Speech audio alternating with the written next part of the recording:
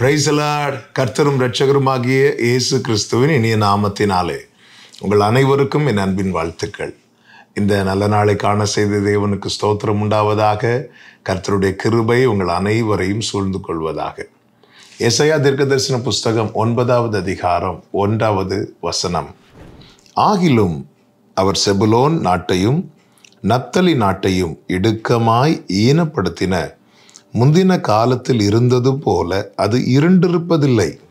ஏனென்றால் அவர் கடற்கரை அருகிலும் யோர்தான் நதியோரத்திலும் உள்ள புறஜாதியாருடைய கலிலேயாவாகிய அத்தேசத்தை பிற்காலத்திலே மகிமைப்படுத்துவார். கர்த்தருடைய பரிசுத்த நாமம் மகிமைப்படுவதாக. செபுலோன் நப்தலி நாடுகளை குறித்து கர்த்தர் சொல்லுகிறார். பிற்காலத்திலே அதை மகிமைப்படுத்துவார். முற்காலத்தில் இருந்தது போல இனி அது இருப்பதில்லை. பிற்காலத்திலே அதை மகிமைப்படுத்துவார். பிரியமான கர்த்தருடைய பிள்ளைகளை, உங்கள் வாழ்க்கையில் நீங்கள் அதிகமாய் ஈனப்படுத்தப்பட்டிருக்கிறீர்களா? ஈனப்படுத்தப்படுதல் என்றால் சிறுமைப்படுத்தப்படுதல், இந்த மட்டம் தட்டப்படுகிறது, பிறர் பார்வையிலே அற்பமாய் காணப்படுவது. இப்படிப்பட்ட சூழ்நிலையில் நீங்கள் கடந்து வந்திருக்கிறீர்களா? அல்லது அப்படிப்பட்ட நிலையில் தான் இருக்கிறீர்களா? கர்த்தர் தருகிற நம்பிக்கையின் வார்த்தையை பார்த்தீங்களா? பிற்காலத்திலே கர்த்தர் அதை மகிமைப்படுத்துவார். அவருடைய வார்த்தையில் நம்முடைய கடந்த கால நினைவுகள் இருக்கிறது, நிகழ்காலத்தை குறித்த உணர்வு இருக்கிறது, வரும் காலத்தை குறித்த நிச்சயம் இருக்கிறது. எனவே தான் இந்த வசனத்தை ஒருவன் உள்ளபடி ஏற்றுக்கொள்ளும் போது அவன் கடந்த காலத்தை குறித்த நினைவுகள் அவனுக்குள் வருகிறது. நான் எப்படிப்பட்டவனாக இருந்தேன், அவர் எனக்கு எப்படிப்பட்ட தயவு பாராட்டி இருக்கிறார் என்று அதிலே அவன் தன்னை தாழ்த்துகிறவனாக இருக்கிறான். நிகழ்காலத்தை குறித்த உணர்வு வருகிறது, அதிலே அவன் தன்னை திருத்துகிறவனாக இருக்கிறான்.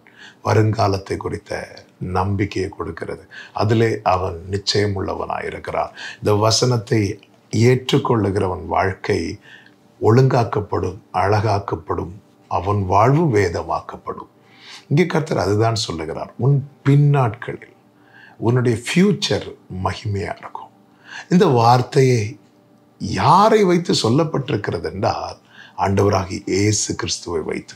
அப்படியே நீங்கள் கீழே படிச்சிங்கன்னா தெரியும். 6வது வசனத்தில் நமக்கொரு பாலகன் பிறந்தார், நமக்கொரு குமாரன் கொடுக்கப்பட்டார். அவர் தான் நம்ம ஆண்டவராகிய இயேசு கிறிஸ்து. அவர் நமக்காக பிறந்து நமக்காக கொடுக்கப்பட்டார்.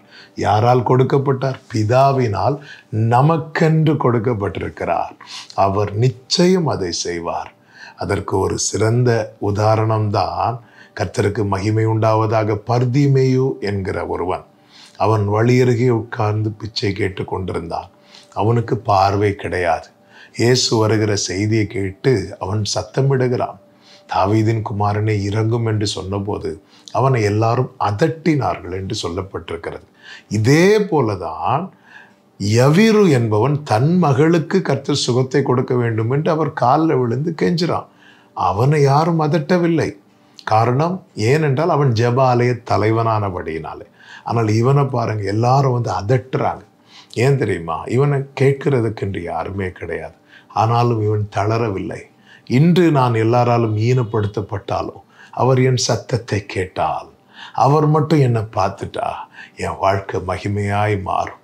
கர்த்தர் என்ன செய்தார் தெரியுமா? அந்த இடத்துல நின்று அவனை தம்மண்டை வரவழைத்து அவனுக்கு பார்வையை கொடுத்து, இப்பொழுது அவன் தேவனை மகிமைப்படுத்த எல்லாரும் கேட்டு கர்த்தரை மகிமைப்படுத்தினார்கள் என்று வேதத்தில் அழகாய் நம்மால் பார்க்க முடிகிறது. பிரியமான கர்த்தருடைய பிள்ளைகளே, சிறுமைப்பட்டவர்களுடைய கூப்பிடுதலை மறவாதவரும் சிறுமைப்பட்டவர்களுடைய சிறுமையை கண்ணோக்கி பார்க்கிறவருமான நமக்காக கொடுக்கப்பட்ட, நமக்காக இந்த பூமியில பிறந்த நம் ஆண்டவராகிய இயேசு கிறிஸ்துவை நோக்கி பாருங்கள்.